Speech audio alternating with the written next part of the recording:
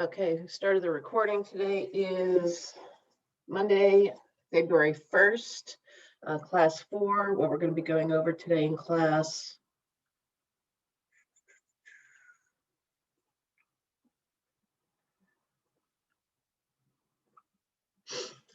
What we're going over today is pretty much intro to Revit. I know we've kind of touched on this a little bit within this class, but pretty much starting today is going to be like the real major lecture. It's kind of a big one today, really kind of going over walls, graphic user interface, and creating materials. Pretty much starting the puzzle that we're going to be going on. So we're going to review all this stuff today. And then on Wednesday, we're going to be talking about windows and doors and a few other things. This is really going to help you actually start your floor plan and get that done. So you have a week to actually finish your initial Revit floor plan. This is going to be due also in the next mod for Revit for this class. This work, when you turn in your work progress, it's not actually going to count towards your grade, but it's a way for me to keep track of your work, check in on it, see if you're missing anything, see if there's anybody that's really having some problems. Usually this is what I do in class when I kind of walk around and kind of look at your screens and kind of work with you individually. So we don't have that option now, obviously. So this is a way for me to actually kind of check in on y'all and make sure that you're catching up, catching on to stuff and catching those problems early before, we get further down the line and you're like, oh, I didn't realize that from the get-go. So, but the work is due. It won't count towards your grade, but it is just a way for me to make sure that y'all, aren't missing anything and catching up. So just turn in your progress, even if you have like a little bit of work done, you weren't able to get everything done, just turn in your progress because it's not going to count against you. It's just a way for me to check in on you. So, I'm not going to come back and say, oh, you didn't get all this done. You're going to need it done before the midterm, but it's a way for me just to see where you are in the journey. So that being said, we'll go ahead. That being said, we'll go ahead and get started today with the lecture. There we go, just admitting people. All right, we'll go ahead and get started with the lecture today. So the first thing that we want to talk about is BIM. You may have heard about this before. You may be wondering what that means, how it applies to Revit, stuff like that. So when people talk about BIM, they're talking about specifically building information modeling. And this is part of Revit. Revit is a BIM program. There are other BIM programs out there, and it's basically creating a 3D model for your architectural project, for your architectural plans. And it's building information modeling because there's a lot of information that we're putting into this program that we can extract from Revit later on to compile our schedules and things like that. So that's why it's building information modeling, and we'll kind of catch on to that a little bit more as we progress through it. Just for a full definition, and this will show up on a quiz or your midterm, building information modeling is an intelligent 3D model-based process that gives architecture, engineering, and construction professionals the insight and tools to more efficiently plan, design, construct, and manage buildings and infrastructure. So do you remember BIM as a definition? All right, next thing we want to do today is review the graphic user interface. We touched on this a little bit before, but I really want to kind of go through and talk about all those pieces with you. If you can open Revit and let's see, and if you want to open your files, usually I have these two things on the screen at the same time when we review them, but this time we're just going to have, it's a little awkward this way, but we'll go ahead and go through all that. So if you want to open Revit and review this at the same time, that's probably the best way to do it. I'm going to keep going back and forth and using a lot of these terms and things. So it's good to familiarize yourself with them and kind of learn the layout.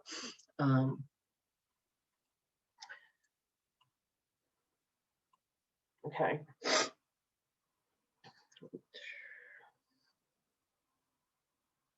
One moment.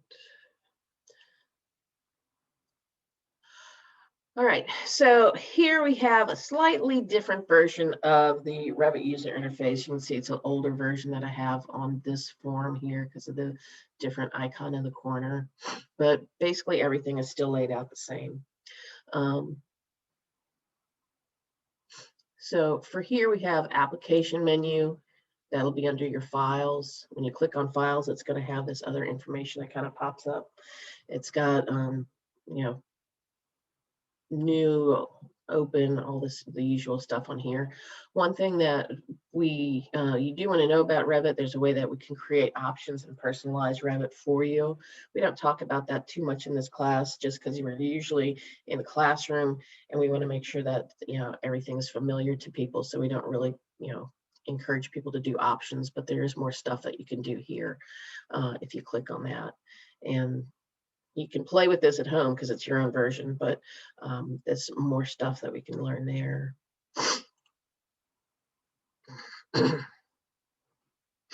So, and then the next thing is the quick access toolbar.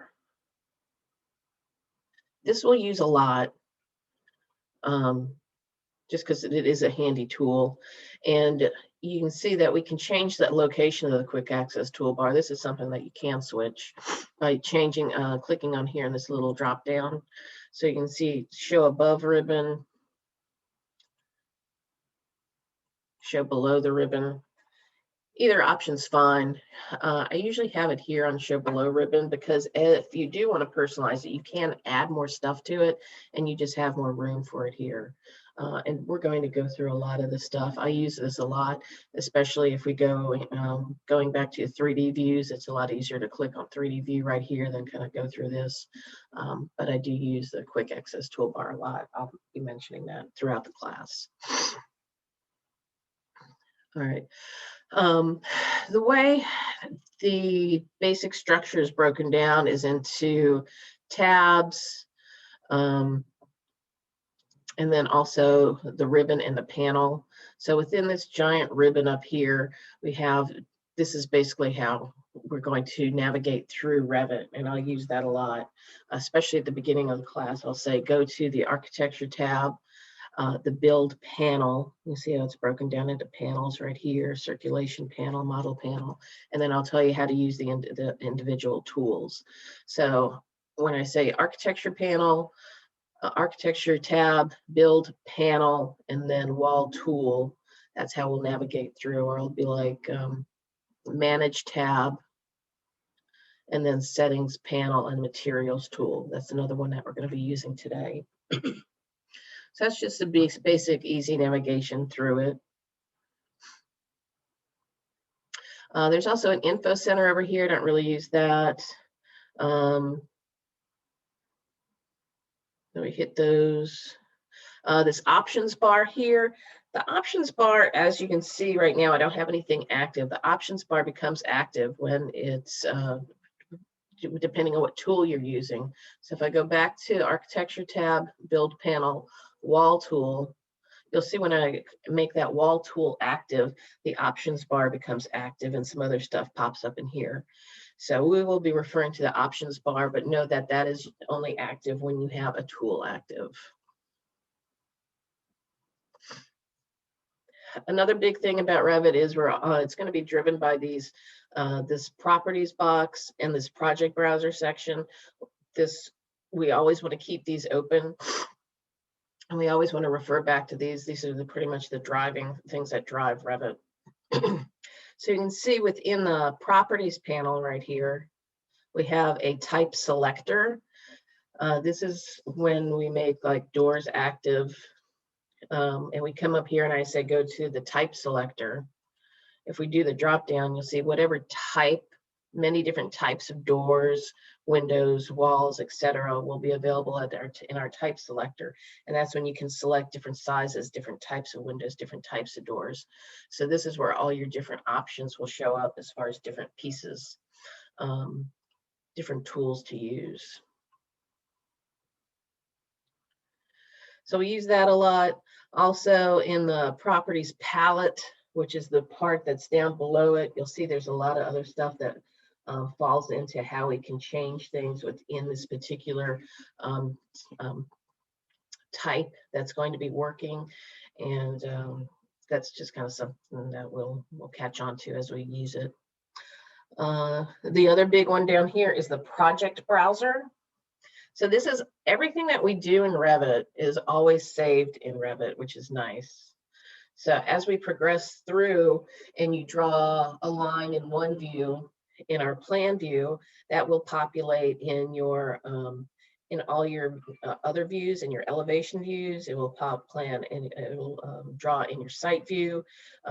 So if you draw something in one view, it'll populate throughout it. Also, it's nice, so we don't have to draw like a floor plan view, an elevation view. It all draws at the same time. And if you change something in one view, it'll change in another view. There's a few times when that won't happen, and we'll get to that when we reach that point. But for the most part, just remember, like if I put a window in my floor plan view, it's going to show up in my elevation view, and it'll progress through like that, which is a really nice thing. And it's going to be different times. We're going to be drawing in different plans and different things, and we're just going to be, you're going to learn how to kind of manipulate and use this so you can see different aspects of your drawing as you go through it. But a lot of times what will happen is somebody will like accidentally like close this, and they'll be like, oh my God, where did my project browser go? Well, there's a couple of ways that you can find that. Probably the easiest way is to go to the View tab, come all the way over to the right where it has User Interface. Click on User Interface and click on Project Browser again, then that will come back. Within the user interface, you can also find the properties. So if you ever accidentally click on one of those and it goes away, then you can always find it back under the View tab and the User Interface tool, and you can access them right there. I'm going to close this because it's distracting. Excuse me. My allergies are terrible, y'all, so please excuse my sniffling. Okay, so let's see what's next. Also, another big one is the view control bar. We will be using this one a lot, and that's down on this bottom part right here. The view control bar is made up of a bunch of different little tools. What we use a lot is this visual styles button. I like that. This is different views of wireframe. We can see through it. We'll talk about how these different things work a little bit, but visual styles button is used a lot. Here's another one that I like to use a lot. It's temporary hide isolate. We'll talk about reveal hidden elements. Those are the main ones right there, but we will use these three a lot within the class. We'll talk about the other ones a little bit, but we'll really be concentrating on those guys right there. And then there's also this one right here is detail level. I don't use that one too much, but it is nice to have an option for that one. I don't use the context menu that much. We will be doing that for certain things. It's all right when you right click, and depending on what you're doing, we'll be using options within there. But just know that when we right click on your mouse, that brings up the context menu, and we will be using that for certain things, but I don't use it that often. And then lastly, let's see, that's the navigation bar. I don't use that too much either. You can play with that if you want. But lastly, what I want to talk about is when we're in 3D view, this directional cube, this is going to be your friend. I'm actually in 3D view, and it's pretty awesome. So when you go over here, you can see parts of it will become active. And when you click on that, that's going to change your viewpoint for you. You could also click and hold it with your mouse, and then you can just kind of spin it in any direction that you want. If you get lost and you're like, oh my God, I don't know where the heck I ended up with that, just come back over here. Notice this little 3D icon is going to become active. And then if you click on that, it'll automatically write your drawing back to this view right here.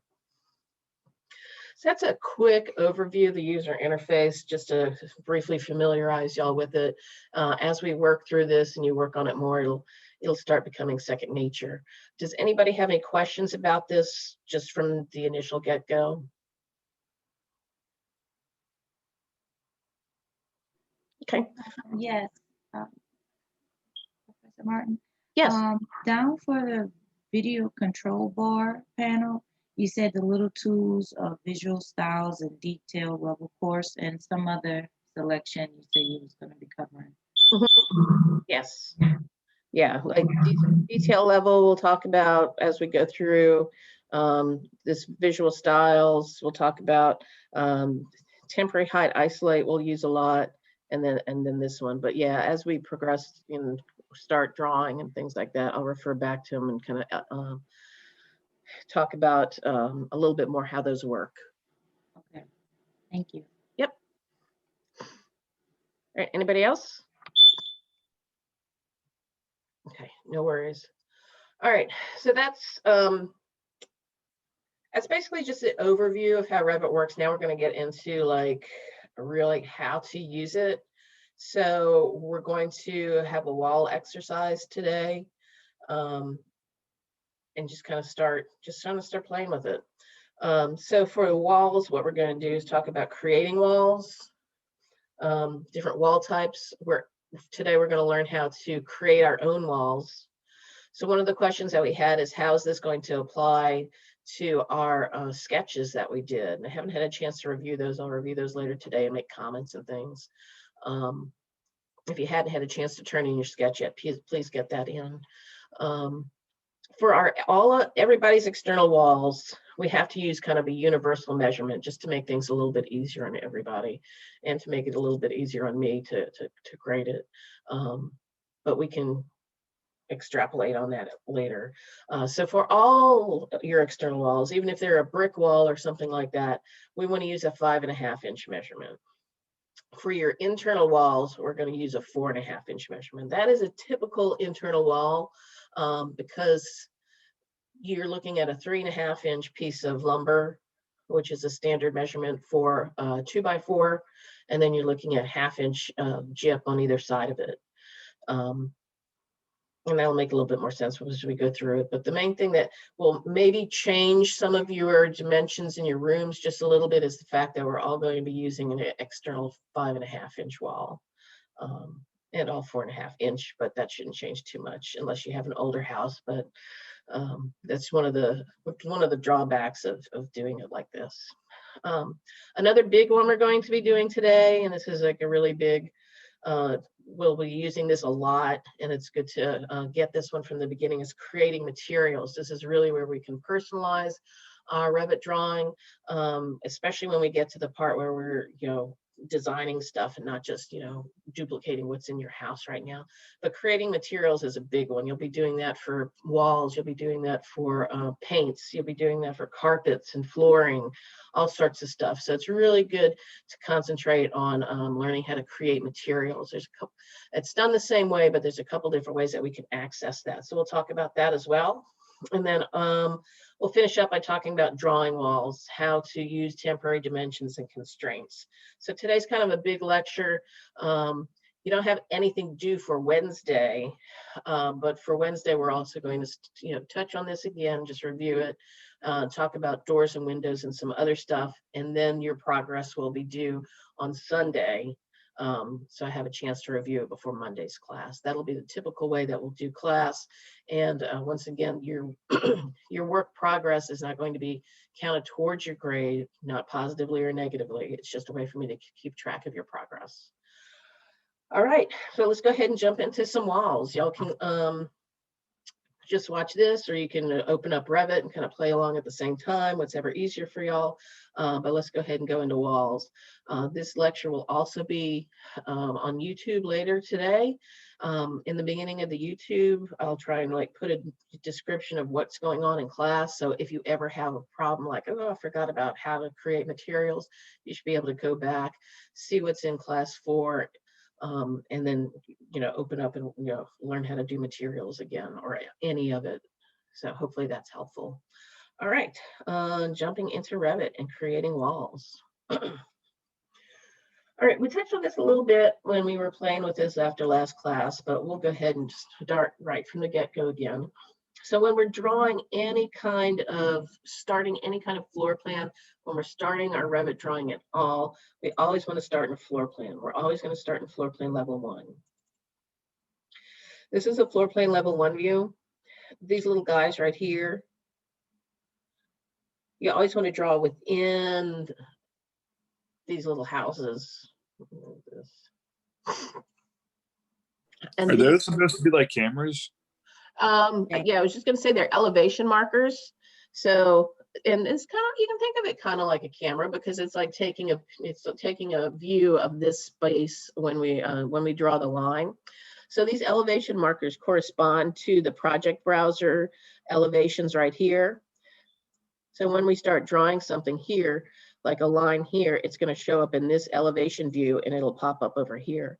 So just to see how that works, I'm just going to go to Architecture tab, Build panel, Wall tool. When I click on my Wall tool within my type selector, what defaults when it's there is this basic generic 8-inch wall. Whenever we're creating new walls, we always want to start with a generic. So we're just going to do a little lesson on how these elevation markers work. So I'm just going to draw one line.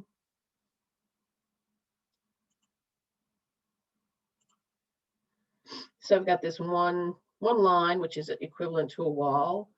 And if I click on the end of this elevation marker, like double click on it, it's automatically going to pop up in my west view. So it's there.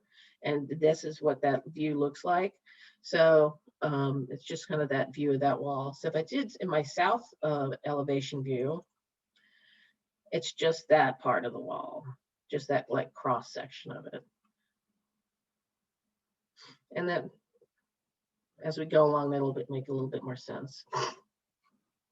Well, you can see this wall and these elevation markers. This is a level 1. We'll learn how to manipulate these later. This is level 2, and that's set to 10 feet.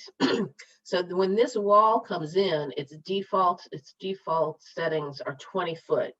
If we click on that wall and make it active, it's active because it's blue. And we go back to our properties. We can see the properties that are associated with this wall. We can see that this wall has a base constraint of level 1. It was beginning to be drawn on level 1. Top constraint, it's unconnected. There's going to be a lot of times we use constraints within Revit, and we're going to constrain things several different ways. And one of the ways that we can constrain things is by using them here in your properties. It's unconnected. It can go as high as it wants. It defaults to 20 feet. If I wanted to make it 100 feet, yeah, I can just drop that in. And now it's 100 foot tall. If I wanted to make it 1 foot tall, I can come over here too. What's nice about Revit is when we start drawing our dimensions, you don't always have to use the foot and inch symbol. So what I'm doing here is when I'm going to change that, I'm just typing, say like a 4 foot. If I want to make it 4'6", I can just put 4 space 6. And it knows to make that 4'6". So I don't have to put 4 with the foot symbol and 6 with the inch symbol. I can just type 12'8". And it'll automatically transfer like that, which is nice.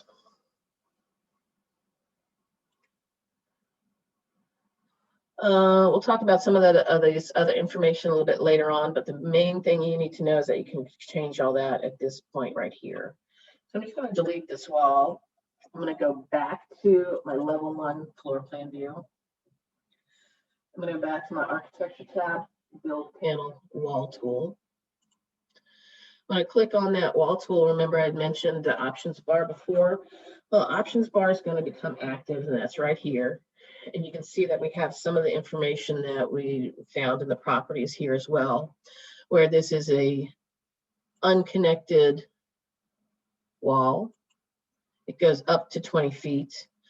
One of the things that we're going to notice that we use a lot is this location line. And the different options we have for the location line. Our wall, core, all these different options that we'll learn how to play with later. The main thing that we want to use is just the default selection with the wall center line. Then there's also this chain, which means that when we start drawing a wall, if that chain is on, it's not going to stop, and just continuously draw walls.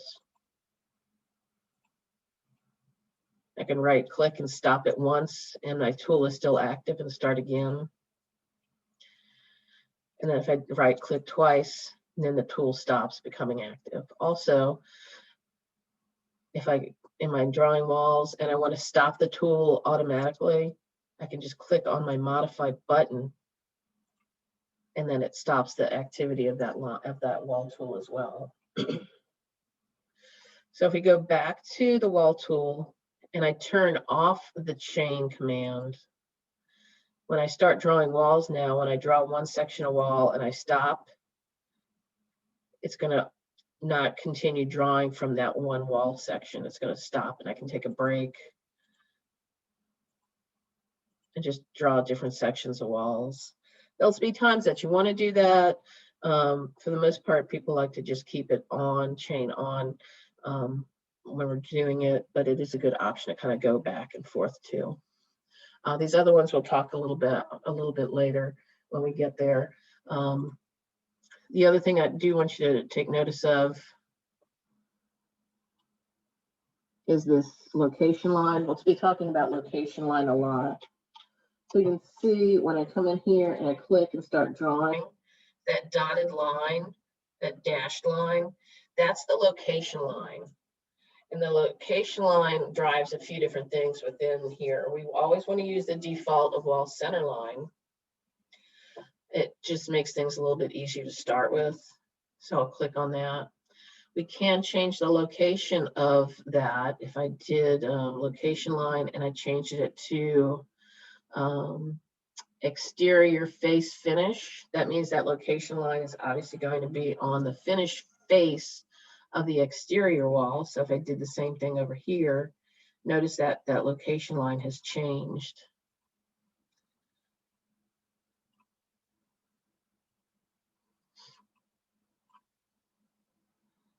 So when I go back and start another wall, it automatically defaults back to finish face, but the location line gives me a couple of different options to start from. When I start redrawing it, it's going to, circulate between the exterior location line, center, and the interior. So this only affects when you start drawing it initially, but that's something that you can play with later on. The main thing to know right now is we always want to use that wall center line tool. You can leave the chain on to start and just leave this alone for now. As you get into like the more advanced stuff, when it makes more sense to you, you can play with it, but just leave the defaults as is. Okay.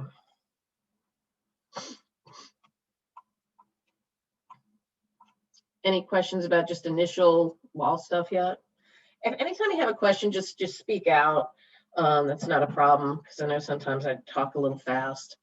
I just want to make sure that everybody's kind of catching it. And if you've got any, it's real important to get the beginning stuff under your belt. So anytime you got a question, just speak up. All right, so let's go back to architecture panel, architecture tab, build panel wall tool. Also, other stuff that we can learn within this properties and this type selector. If we do this drop down here, Revit has a certain amount of tools and materials already within your model. It defaults within your model. We're going to load new stuff into your model as we go along, but these are certain defaults that are already set within here. So it starts with a whole bunch of different types of walls. You can use these. There'll be certain times that we'll use them, or different preset materials that we'll want to use. But for the most part, we're going to be creating our own stuff, especially when it comes to walls. And when we're creating a wall, we always want to start with a generic. If you take a look at some of these other wall types, especially these ones up here, they're really complicated walls. And you don't want to start with that because you have to undo a lot of things and it just gets confusing. So remember to always kind of start with a generic 8-inch. If you're starting with a clean palette, and it's a lot easier to work with. So in order to create our own wall right now, we'll go ahead and create our exterior. Let's start with our interior wall. We'll go ahead and create the interior wall that we're going to be using for this class. So I'm going to click on basic wall, generic 8-inch to start. And I'm going to be creating a 4.5-inch interior wall. So at this point, I want to use this little button right here called Edit Tab, Edit Type, which is going to pop up a window that looks like this. One of the most important things to remember when we're creating our walls or we're creating a new material or anything else, we always want to go to Duplicate. We always want to create a new one. If we change anything from that initial one, it's going to change it all the time. So we always want to start off with duplicating it. Here, I'm going to call this wall interior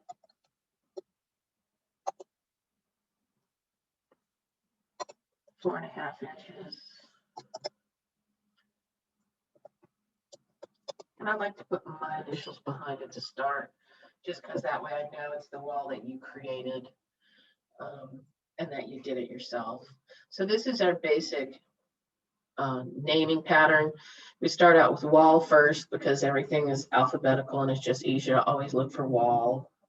And you know, you can go to wall and you'll find everything kind of together. It's kind of a housekeeping thing. So we want to go to wall, the type of wall, interior, exterior, plumbing, whatever, then the measurement, and then your initials. Depending on what firm you work with, they'll have different ideas of how they want their things named, but this is how we'll do it here. We're creating a wall. It's the interior wall. This is the measurement, and then this is your initials. So here's the new name. We'll hit OK. Next thing we want to do is we want to edit the wall itself. We're going to go into this edit button right here. It's going to bring up this new screen. This is the stuff that I really want you to kind of drill into your head because this is the stuff that we're going to be doing a lot. So, you know, this is actually, if we go here down to this bottom left-hand button, it says preview. If we click on here, this is what the plan view of that wall looks like. We'd go down to section view. This is what the section view of the wall looks like. So if the wall was cut from top to bottom, this is that slice. So right now, this is just a one material wall. We actually want to make this 3 materials. On the exterior, on one side of this interior wall is going to be gypboard. The core of it is going to be the structural lumber. And on the other side of the wall is another piece of gypboard, gypsum wall boards, sheetrock, your interior wall materials. So right now, how this works is they have a core boundary here. This is the type of material here. It's just listed as structural, and another core boundary. The only thing that lies within this core boundary is the structural material itself. So if it's CMU, concrete masonry units or whatever, you put that here. Basically what we'll be having within our structure, the only thing within the structure of our walls will be the wood that we're going to be using. And we need to add 2 new types of material, which would consist of our gypboard.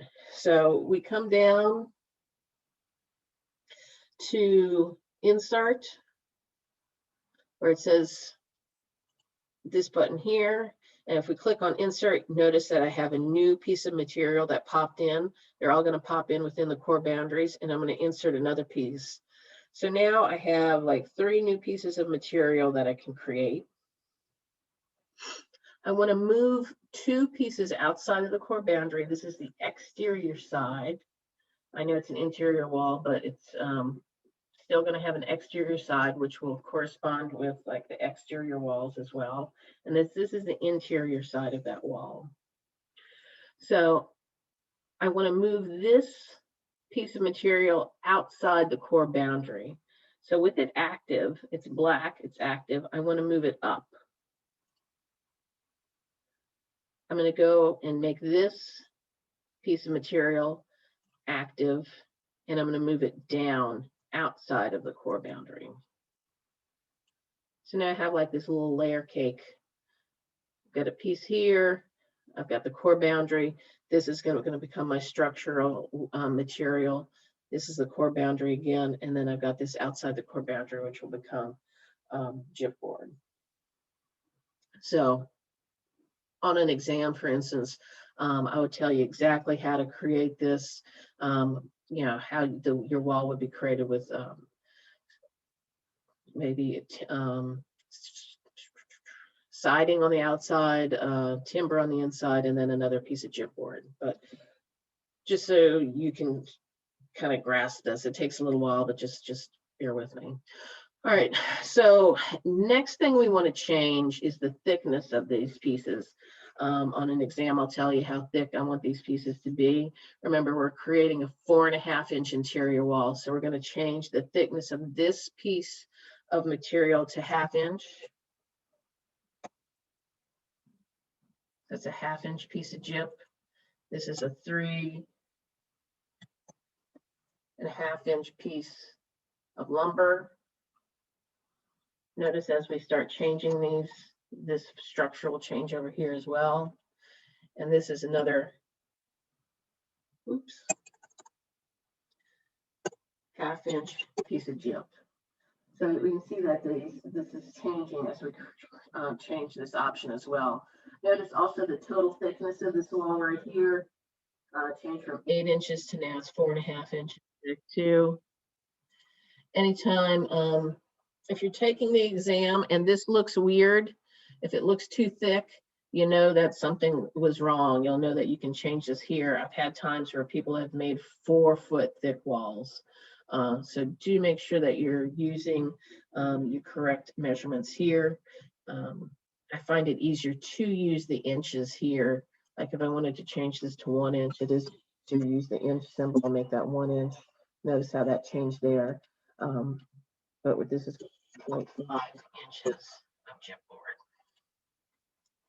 So we've got that. Next thing that we want to change is the function of this type of material. What is this material doing in this wall? Structure is always going to be structure, so that'll stay the same.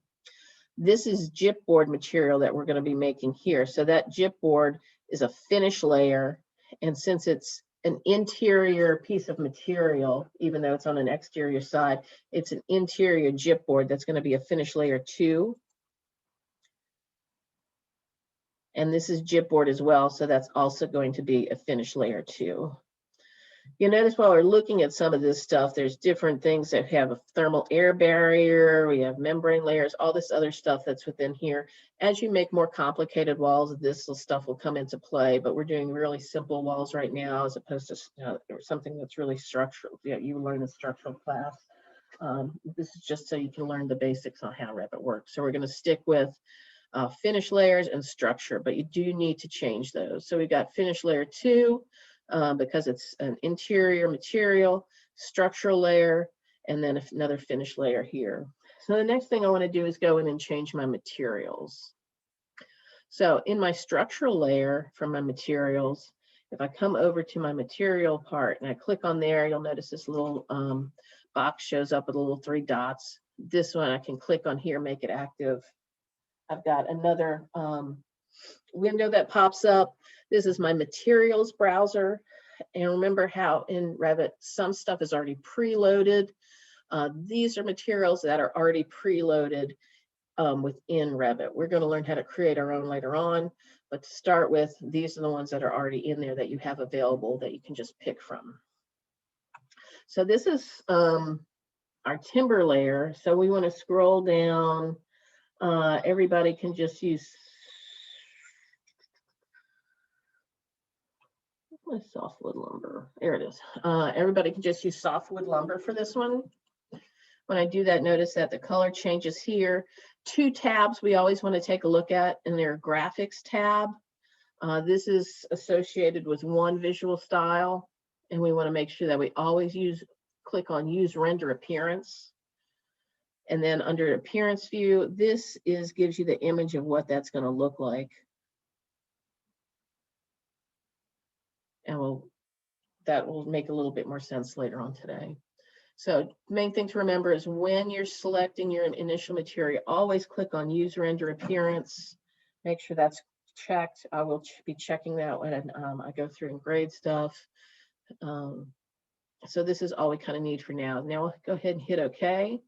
And we'll notice that changed from by category to softwood lumber. So now that's softwood lumber. Next thing we want to do is go into materials for your finish layer. So for this finish layer, this is gypboard, remember? If I typed up here, gyp, it'll come up with gypsum wallboard there, and I can click on that. And I'll go ahead and click on use render appearance. You can see we have a lovely shade of gray for that. I'll just hit OK. That's gypsum wallboard. And if I go into this one again, gypsum wallboard should still be active.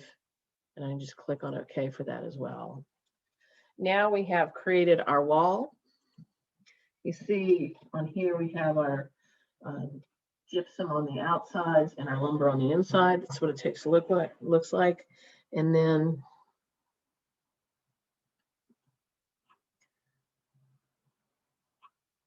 I'll go ahead and hit OK. Notice here it changed the width to 4.5 inches here. I'll go ahead and hit OK again. Now in my properties, my type selector, you'll notice it's the wall I created that's active. And here I can start drawing my wall.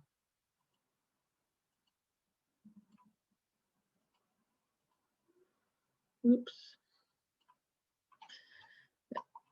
And they all kind of look the same at this view. Everything looks like the same. Let me go ahead and come into a wall and maybe draw one of these presets so we can see a difference in that as well. I'll just draw that here. But you can see how we have the different thicknesses. This is that one that I just drew, that preset. This is the generic and this is mine. So you see different thicknesses on the wall. If we come down to our detail level, notice we have coarse, medium, and fine. When I click on that to fine, this changes a little bit. Since this is a really complicated wall, when I click on fine, all these different details show up. And do medium, that's gone just with this other piece. And then if I go back, there's medium. And there's fine, just because it's really a complicated wall. So let's jump into 3D. So everything still looks pretty much the same and a little confusing. So what I want to do is come down to my visual styles tool. Yeah, real quick, how do you get to your 3D view?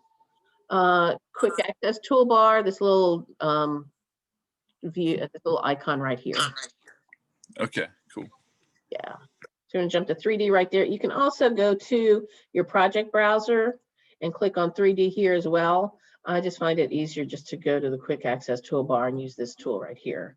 So to go over that again, if we're going from level 1 floor plan view, go to quick access toolbar, click on this icon, and then it'll bring you to the 3D view. So everything looks the same here. So how do we distinguish that? How do we make this easier to look at? Go down to your visual styles tool, click on that. Let's run through some of these, how these work. First, there's shaded. It's like if the sun was over here and it puts up shade right here.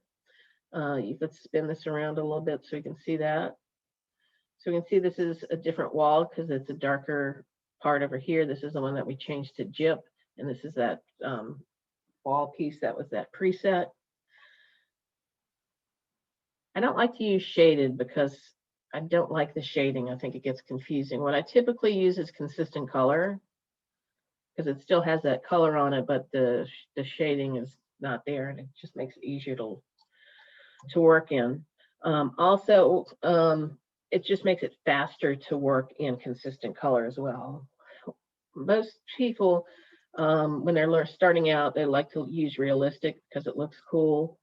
Because you've got this cool brick right here, but it still keeps brings up the shading, and as we get into these bigger and bigger models, as you make bigger ones, it's gonna slow down because it's gonna generate this. And if you keep it in realistic, it just makes it slower. So I'll like jump back and forth between realistic and consistent color, but I typically like to work in consistent color because it's just faster and it's less confusing. So I'm going to jump back to consistent color. So here, now I can distinguish the different wall pieces from each one just by using that tool down there, which is really nice. Also, if we take a look at, it's hidden lines, those typically the one that we're going to be using when we put these guys on a sheet. When we start talking about that, we always want to use hidden lines.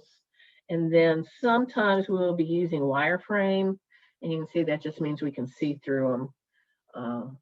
And so there will be times that we use that, but it's not very often. It just depends on what application we're doing. So for mostly you'll be using hidden lines, and I suggest mostly using consistent color. It just makes things easier for you. So that's, I see where I am. That's a lot of information. All right, so it created one internal wall. Let's go ahead and create our external wall just for another review of that. And when we create our external wall, we'll learn how to create materials as well. And then we'll do another exercise of how to create materials. And then we'll talk about how to draw the walls. All right, jump back to Revit. All right, to create our external wall, I'm going to jump back to my floor plan level 1. I know that floor plan level 1 is active because it's bold. Sometimes you'll click on it and you'll think you're back in level 2 now, but you're not because this one is still bold. So always make sure that you double click and that this is bold and that's the one that's active. Like if I wanted to go to this north view, I just click on it once. It didn't do anything. Level 2 is still bold, so this is the one that's active. If I wanted to go to north view, I'd have to double click, make sure that is bold, and you know that one is active. So floor plan level 1, double click, it's bold, it's active. Scroll out. These are my different views. Let's go ahead and create that exterior wall.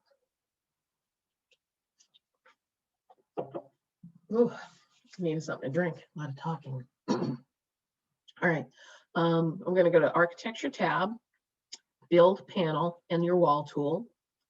I'm going to click on Wall tool.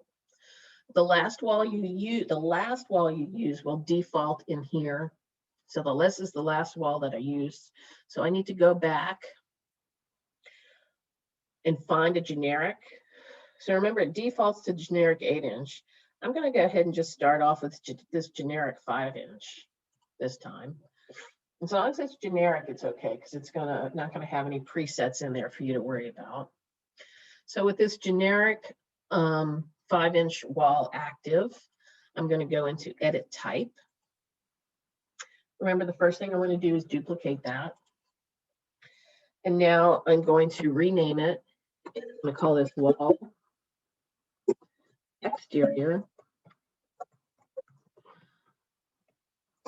5.5 inches and my initials. So remember, it's the wall. This is the type of wall it is, the measurement, and your initials. I'm going to hit OK. Then I'm going to go ahead and jump into the structural part of it and edit that. Remember, if we notice up here, a family type is a basic wall. This is the wall that we've named it right here. Here's the total thickness of what it is right now. And as we add different pieces, you'll notice that this resistance and thermal mass will be changing.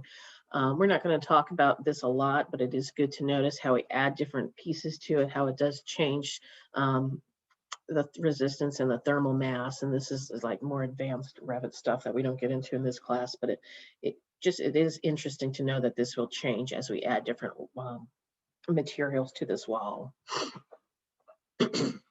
So here, every time you start with a generic wall, you're going to have something that looks like this. This looks exactly like the last wall, except the difference is that this is 5 inches as opposed to 8.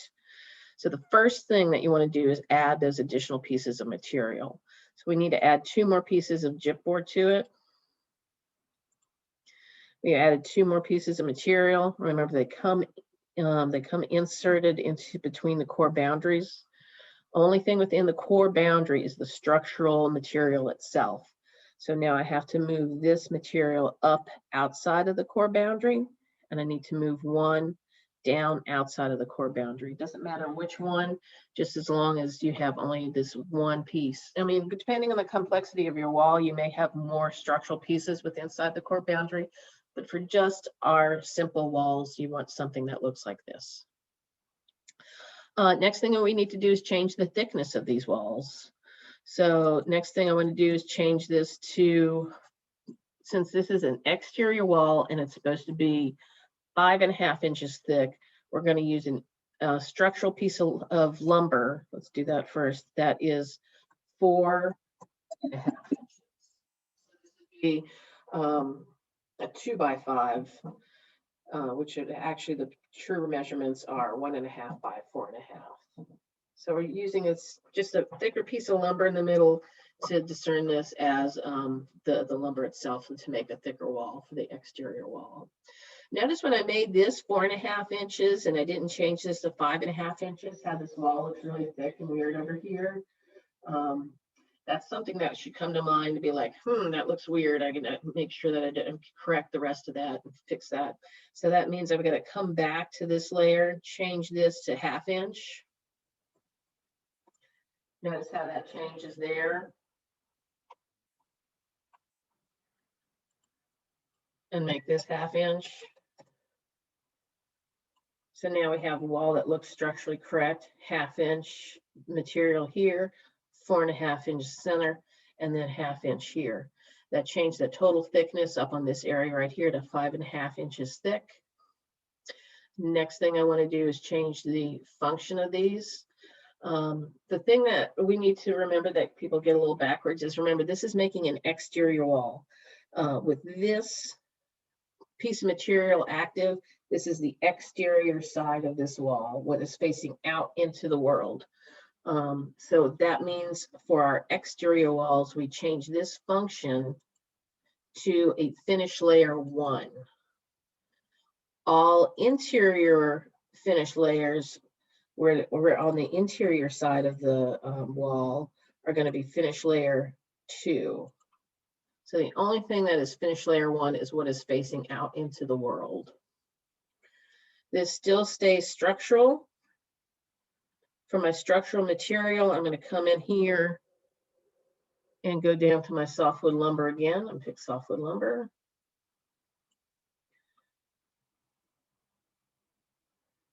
There we are. I'll make sure that's on use render appearance and I'll click OK. Notice when I change that to softwood lumber, that here's where that massing and resistance changed. So you're going to see the numbers change as we add different pieces of material here. For my finish layer 2, my interior side, for the material, remember this is going to be gypboard.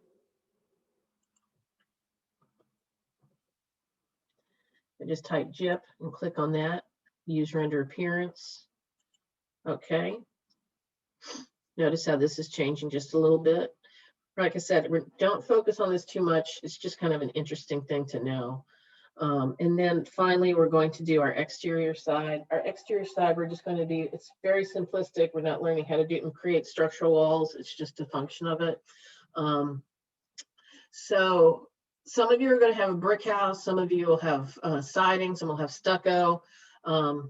Just to start, I'm going to just pick a brick, and then we'll learn how to create new materials. So if you're using siding or something else that's on your house, you can change that at this time. But just to learn how to do this, we're going to default to create this as a brick wall. So to create this exterior material on this layer right here for my exterior side, I'm going to come in, click on that. I do have some bricks that are already loaded in here. I have a couple of different options. So if I go to my appearance tab and I click on brick common, you'll see it runs. This is what it'll look like. And you have a brick soldier, where it kind of looks like that. That's what it would look like once it's rendered, more up and down. You can use either one to start. If you don't have a brick house, you know, we'll get into that later, but let's go ahead and just use brick common for now. Let's jump back to my graphics tab, click on use render appearance. So that way those two things correspond. And then we'll go ahead and hit OK. Changed again once we added brick information, brick here. Now we have our brick wall done. And I'm going to hit OK, OK, all the way out of that. And now I'll just draw a little brick structure here.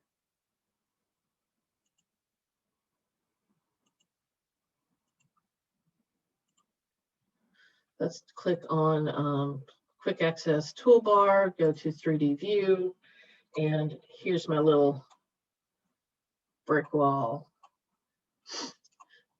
So we've got a brick on our outside, we've got a structural lumber on the inside, and we've got our gypboard on the inside, on the interior.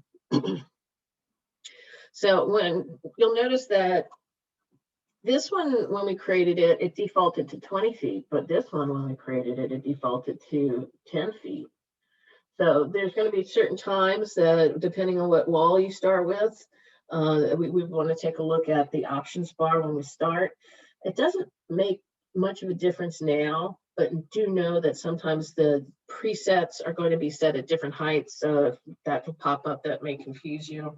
But there's ways that we can change that later on. If I did want all of these walls to be at 20 feet, I could go ahead and click on one of the walls, come over here to my properties. And within my properties, it's a little different than this. Notice that I have a top constraint set to level 2.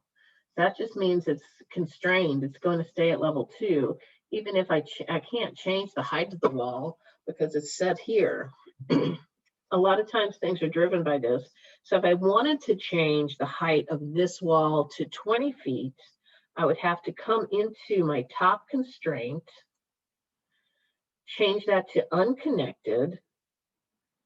Then I can change the height of my wall and I can make that 20 foot or however high I want it. But it only did it for this wall that I made active. But don't let that get you too confused. It'll start making sense as we progress through it. Lots of different ways we can manipulate things in Revit, and it does make it a little frustrating at first, but it gets a lot more fun and gives you a lot more options as we get comfortable with it. Any questions so far? So that was how. What does it mean? Yeah. Sorry. What does it mean by unconnected for the wall? Okay. Is that it's not connected to the walls touching it, or? It's not connected height-wise. It's not connected, like if I come to this view over here, let me go to West View, East View. I can turn, notice that this is set to a default of visual styles, hidden lines. In your elevation views, you can also change this to different visual styles. But notice that it only changes it to the view that you have active. So in order for this one to become active, I have to change it as well. So this is kind of a good one. So here, and this is a very important concept to get. On this wall, if I click on this wall and I come over to the properties, it's set the base constraint. It was drawn on level 1. And the top height is unconnected, like we said. That means it's not constrained to one of these other levels. If I wanted to connect it, constrain it, and have it connected to something, instead of changing this to 10 feet, I can just have this connected to level 2. And when I do that, it's going to automatically connect it to level 2. So there's 2 ways I can make it 10 foot high. I can change it to 10 foot high, like I did this one. It's unconnected, and I can change that to 10 feet. Or like this wall right here is constrained to level 2, and that's set to 10 feet. So whenever I change anything on level 2, if I change the height of level 2, which we haven't learned how to do, but it's an option that we can learn how to do. If I change level 2, if I change that to 8 foot, since it's constrained to it, it's automatically going to move the wall at the same time. This wall is not constrained. This wall is not connected to level 2, so it's stayed at 10 foot. Mm-hmm. So it's one of the big concepts people get a little confused about at times. And it's one of So it's like its properties are connected to the other. Yes, exactly. It's in the properties tab. So that's what's driving it. Yeah, that's what's driving it. Everybody has questions about this. No worries. I'm glad that you brought that up early because it does get to be confusing. So yeah, this is, there's different ways that we can manipulate different heights within this. If I wanted this to always work with this, always work with level 2, I can have that connected to it. If I wanted it to work independently from level 2, I don't want it connected here. I want it to stay unconstrained, unconnected. And that way I can change this height of this wall whenever I want to. So there's times that we want to lock stuff in place, and there's times that we want things to move independently. And as we go through it, it'll start kind of making more sense. So if I wanted to make this 17 foot now, I can make this 17 feet. It's not going to stay connected to level 2 anymore. So, and once we start getting into the second half of class and we start doing like, 2-story buildings and higher, we'll be using this a lot more. So you can leave everything as it is, but I did want you to notice that sometimes the walls will come in at 20 foot, sometimes they'll come in at 10 foot. And all of that is driven. If we wanted to start off to begin with, let me go back to my level 1. All that's driven through our options bar here. So we can have that set to begin with how we want it to be. So we can change that from the get-go. But it's just a kind of a way to learn that. Let's see. Any other questions about walls? Okay. What time is it? All right. So I'm going to review materials again on Wednesday, just because I'm going to kind of still concentrate on walls today. So that was a brief little material one, but we'll really concentrate more on materials on Wednesday to kind of keep things not too confusing. And let's talk about how to draw walls today and review materials again on Wednesday. So this is kind of busy. I could delete all this, but I'm going to go ahead and just close it all. Notice as I drew and I was opening up different views and things, so I could come up with, each time a new view opened up, I got a new tab up here. So if I wanted to go to 3D view now, since this tab is available, I could just click there. This is something new that they started in Revit. It used to not have the tabs up here, which is nice. So I always automatically go to this little part right here, but you may want to just use the tabs in the top. I've been using it for so long, I just kind of default to like always using my project browser, but now they do have the tabs so you can circulate between the different views up here as well. Excuse me. So they have that, but they have we have all these different windows that are open. So you can pull these windows out. I don't really do that a lot either, but it is good to know that conceptually you do have all these different windows open within Revit. And sometimes when you have all these different windows open, it slows things down. So if we go up to the quick access toolbar, we have this little tool right here called Close Inactive Views. So whatever view you have open, this view, and you go to this one, it's going to close all those other views. Oops, I can make that one bigger. So if I have just level 2 open and I want to close all the other ones, It closed all those other views and now I still have level 2 open. Mostly the times that we're going to be using that is sometimes Revit will freeze up, and that especially in 3D view.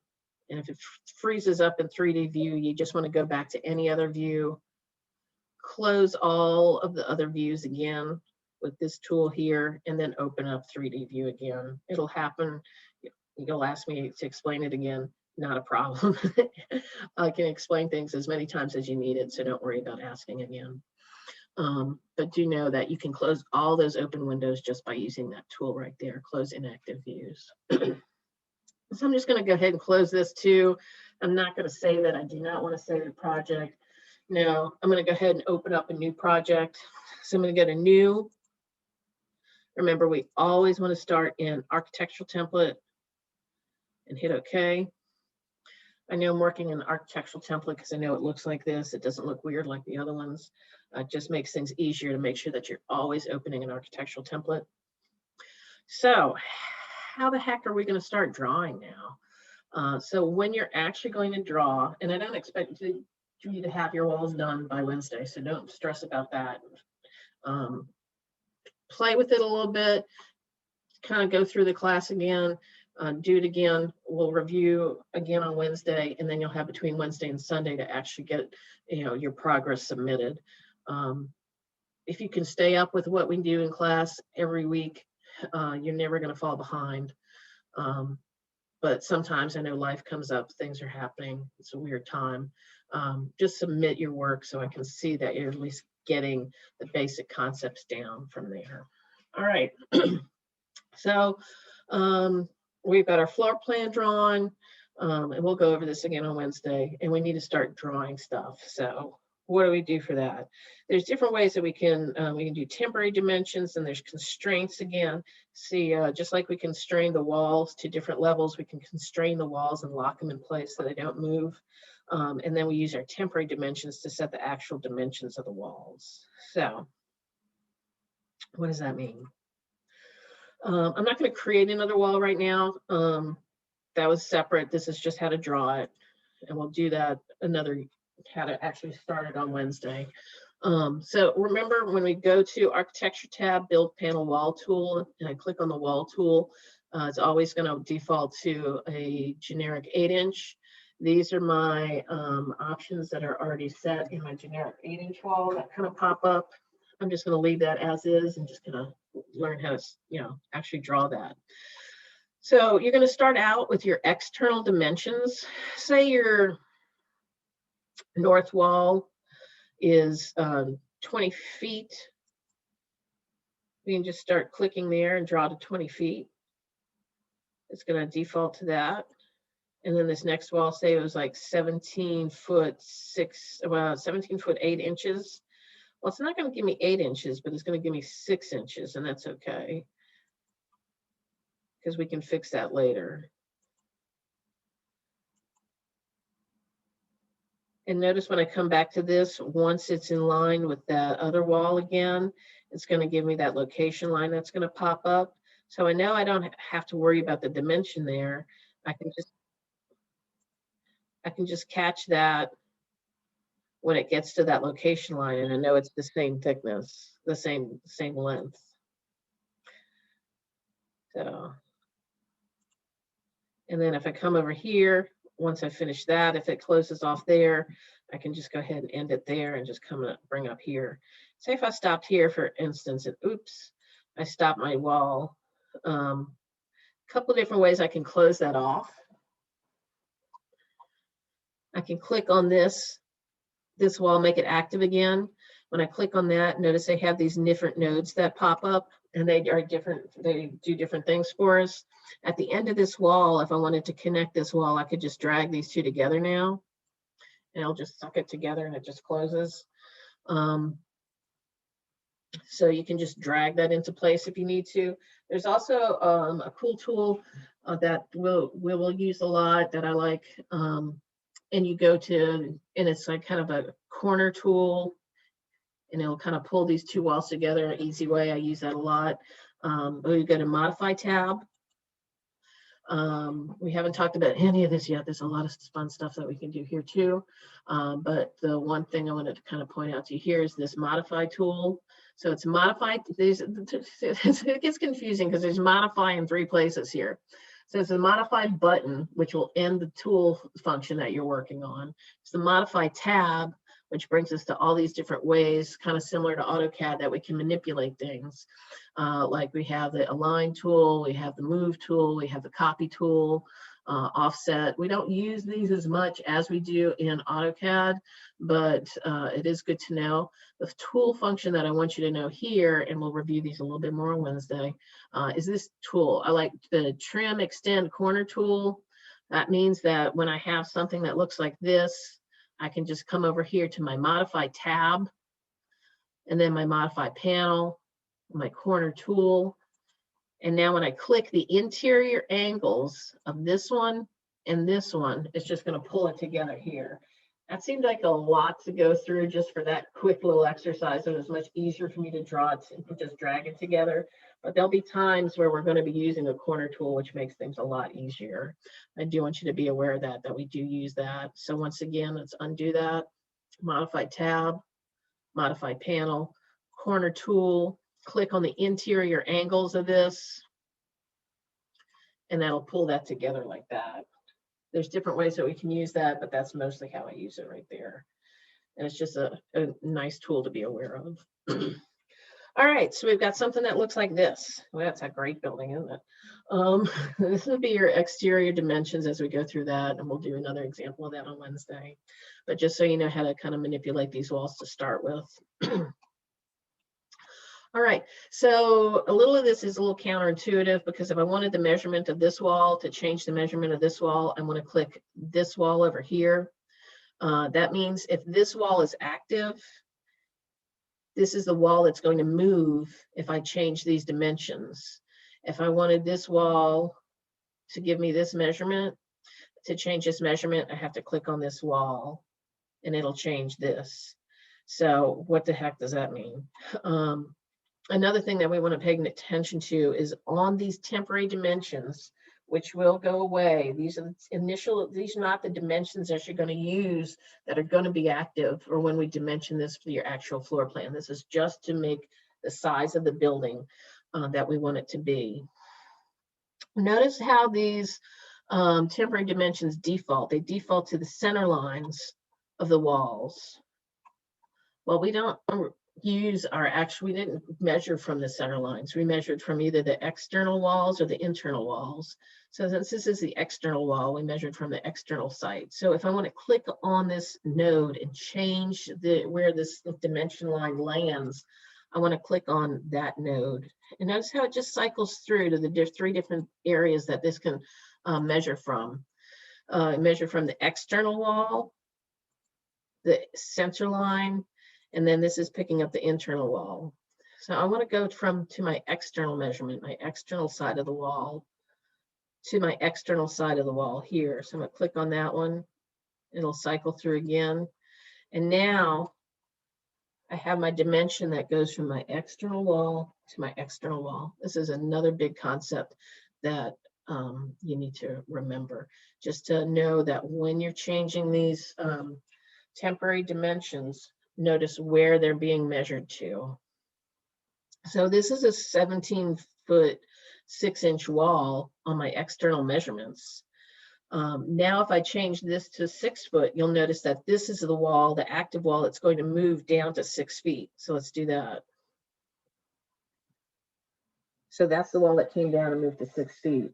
So even though it's this wall that we're measuring, this is the one that moves to make it closer to make this 6 foot.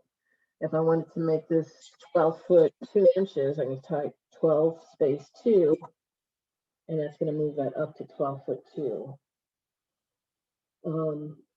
If I wanted to lock this wall in place so it doesn't move, I can click on this temporary dimension symbol.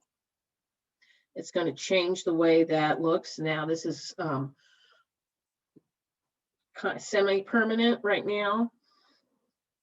If I wanted to lock it in place, now I would click on the dimension line itself, and this little lock pops up. Now that's locked. Now this is not going to move. Notice how the whole thing moves in that. I can't move this. When it's not locked in place, I can drag these walls and they change the side of it. This is now locked in place. So it's nice to use this sometimes, because especially if you're using a big project and you're having other people work on it at the same time as you don't want somebody to come in and accidentally move that wall, and it can happen very easily. And now this wall is off by a foot or something like that. So to start with, we're going to use these locks, and we can always unlock it and lock it again. Once we have this locked in place, we don't necessarily need to keep this active. It's going to be distracting. So what I like to do is I'll click on it, make it active, and then I'll just delete it. So I don't need to see it again. I don't need to see it anymore right now. But when you delete that, it's going to give you this warning here, and it says a dimension that has a lock constraints is being deleted, but the element will still be constrained. That means even though I deleted that temporary dimension, this wall is still locked in place. Now I can unconstrain it, which would make it go away, or I can just hit OK. So even though that temporary dimension is no longer there and see it, the wall is still locked and it's still going to stay at that same dimension. All right, so let's do that again. Let's do that with this wall. So this wall is the wall I want to move. Remember, the one that's active is the one that's going to move. If I use this wall and make this one active and change any dimensions associated with that, it would be that one that moves. But I want this one for this measurement here. Remember, we want to circulate through and make sure that our dimensions are coming from the right locations. So here I have my external dimension to my external dimension. If this was 10 foot, I can click that, make it active, make it 10 foot, enter. Click on the temporary dimension symbol. It brings that dimension up and it stays in place. Click on the dimension line. Oops. Click on the dimension line. That lock will show up, and then you can lock that into place. Now that was not going to move like the other one did. Notice that this wall still moved, but this wall didn't. That means we have to constrain this wall as well. This is a confusing part. You'd be like, oh, I locked this in place, but this dimension line, notice, is just going to this wall up here, not this wall. This is where things get a little confusing. So I can just hit undo. I can delete this because I don't need that. I don't need to worry about this because I don't want it unconstrained. Now, if I lock this wall into play, now if I make this wall active, notice it's changing the dimensions of this wall and this wall.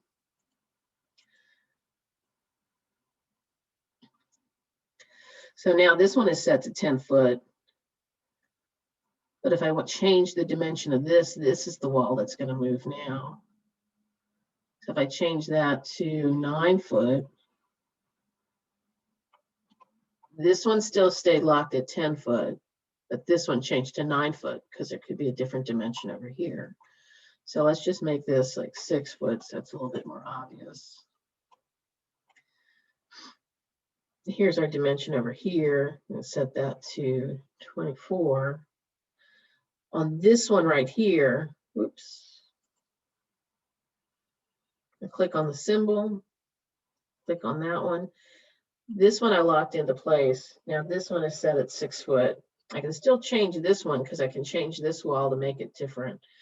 If this one would say like just 24 inches, I can change this to 24 inches and move that in. But this one is now going to be set to 6 feet. So now when I move this over here all together, notice that this one did move, but these two dimensions are still locked. So there's a lot of times you got to lock and play and things like that. This is why we, it's a lot to grasp at the beginning of this. This is why I kind of give the beginning part of the class a little bit more time so you can kind of grasp these dimensions, these concepts, and kind of play with it and stuff like that. I guess I do say that a lot because the best way to do it. So don't be stressed out if you don't catch all this on this first class. It's a lot of information. And just for one last thing before class wraps today, because it's a lot of information today, let's do a couple of interior walls and just kind of throw those in there. If I wanted to do a couple of interior walls, let's go to Architecture tab. Let's go to my wall tool. I'm going to change this interior wall to a preset. I'm just going to use a brick interior wall. That doesn't make a lot of sense, but you know, just to show something different. Now the thickness of that wall is different. So I clicked on that one and I drew that one in that space right there. Let's turn on the color. Let's turn on consistent color. Notice how there's a different symbol here. Let's change that to fine. Now when I change that view to fine, this shows up as red with the wall symbols. And if I click on this wall, remember I want to move this wall. Here I can move, if this is set to 15 feet, I can change the measurement of that. If I want to change the location of this, let's click on this one here. And now I've got my internal measurement from this internal wall to this internal wall. We've got this crazy measurement here that I just kind of drew it in anywhere. Let's just change that to 12 foot. And now it's going to be a 12-foot measurement. So we can do the same thing here and lock that into place there. So now that's always going to stay at that space. It always moves together with those other ones. So we're going to have to, if you've taken Inventor, it's similar to Inventor that you have to lock everything in place before you can kind of go on with it. Sometimes, but it's more flexible than Inventor because it doesn't always have to be locked. It's just a lot of concepts to learn at the beginning. So just a few things to play with at that time. So I'm going to go ahead and end class there because that is a lot of information. What I would suggest that you do between now and Wednesday is kind of practice to start with. Pull out your floor plan, see if you can apply any of the stuff that we've done here, if you can just kind of figure it out. We will review again on Wednesday to make sure that everybody's got it. Usually everybody comes back on Wednesday and has more questions about like, oh, okay, I played with that and that didn't really work. How do I do this? So we'll answer questions on Wednesday and we'll review this stuff again. There's still a little bit more information that we didn't go over yet. And we'll talk about walls, windows, and doors. And depending on how everybody's feeling and how much time we have, we may push materials back one more time because it's not integral to actually creating our initial floor plan, but it is good information to know. Any questions on all that information, y'all?